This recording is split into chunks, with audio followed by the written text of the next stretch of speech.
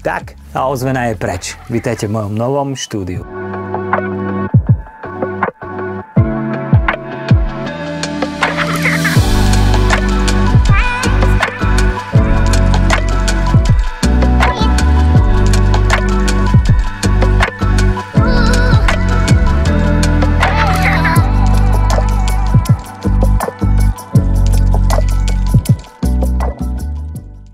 Dovoľte, aby som sa vám predstavil. Moje meno je Olo Lolovič, a.k.a. Technický týpek. 9. rokom mám nahrávacie štúdio Sub Music, kde nahrávam, mixujem, mástrujem hudbu pre rôznych umelcov. A 3 roky dozadu z mojej vášne pre video vzniklo Black Mango. Videoagentúra, ktorú som založil spolu s Robertom. A tak Black Mango, Sub Music, video a audio, tieto dva svety sa spojili a vznikol Technický týpek, audiovizuálny svet, kde si povieme rôzne tipy, triky, návody, pôjdeme sa pozrieť do sveta, ako to tam vyzerá, takže budem rád, ak dáš follow a pridáš sa do klubu. Ale tento diel bude o tom, ako som vybudoval toto nové, voňavé štúdio, takže pekne od začiatku. Ideme do menšieho, čo znamená, že sa musím uskromniť, ale je to iba dobré. Čiže tieto všetky steny, čo tu vidíš, tak pozri na to. A to musíme celé rozobrať. Proste zajtra znova, pozajtra znova. Cieľ je do 2 týždňov toto mať vypratané a takisto nové postavené. Stať o 5, možno aj o 4 a ťahať do večera. What's up? Takže sme v novom priestore. Čo tu musím všetko naprať. Sorry za tie trasenie kamery, ale toto všetko musím dostať tu.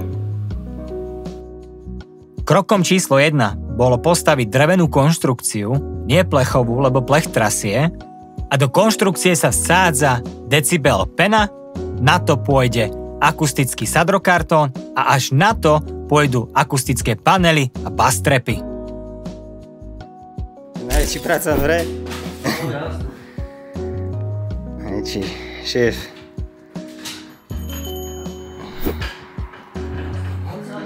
No, originál. Takže tuto ide 10.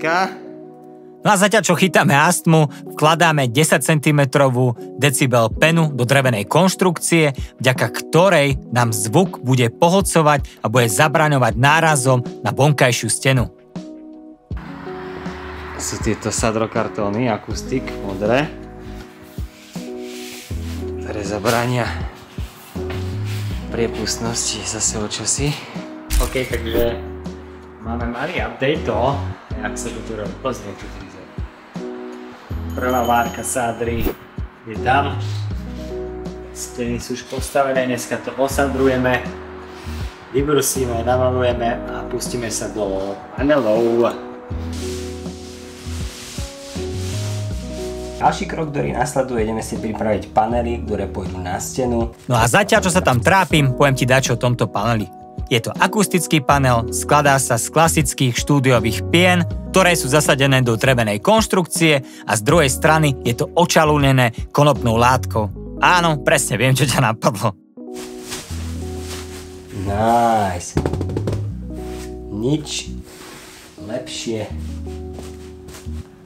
už neexistuje na svete ako toto. Akustické panely sú používané na minimalizáciu odrazu zvukov od stien, stropov a podlah. To znamená, keď tam nemáš nič a príde zvuk ku stene, tak sa odráža a vzniká ti ozvena a ty nemôžeš správne nahrávať alebo mixovať, mástrovať. Bastrepy pomáhajú minimalizovať basový efekt tým, že pohodcujú basové frekvencie. Najčastejšie tieto frekvencie sa zhromažďujú v rohoch miestnosti. A tu máme difuzér na zadnej stene. Jeho úlohou je rozptýlovať odrazený zvuk tak, aby sa minimalizovala tvorba ozvien a rezonancií, takže si môžem kľudne mixovať koľko chcem.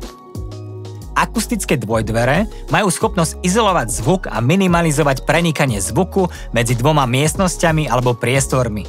Takže susedia sú v kľude a mne nevznikajú nežiaduce odrazy. Posunuli sme sa o hodne veľký kus a áno, ako môžeš vidieť, už to začína vyzerať ako štúdio konečne. Steny máme hotové, čo sa týka sadrokartónu, peny a drevenej konštrukcie. Dneska sme dokončili stropy. a ide sa dávať koberec.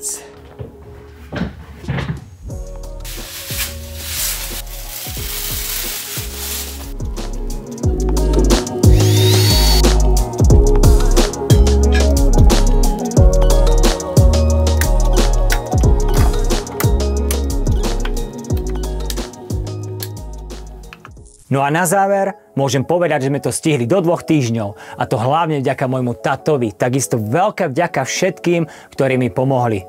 Máme za sebou aj prvé nahrávania. Prišli Luna 99 a Big Horse B.I.G. Môžem iba povedať za mňa a chalanov celé dobre. Miestnosť funguje ako má a ja sa teším na nové projekty, či už pôjde o hudbu alebo video. Ďakujem, že si sledoval a sleduj naďalej technického typka. Ak máš otázky, pýtaj sa. Vidíme sa v ďalších videách tohto krásneho audiovizuálneho sveta. Čau.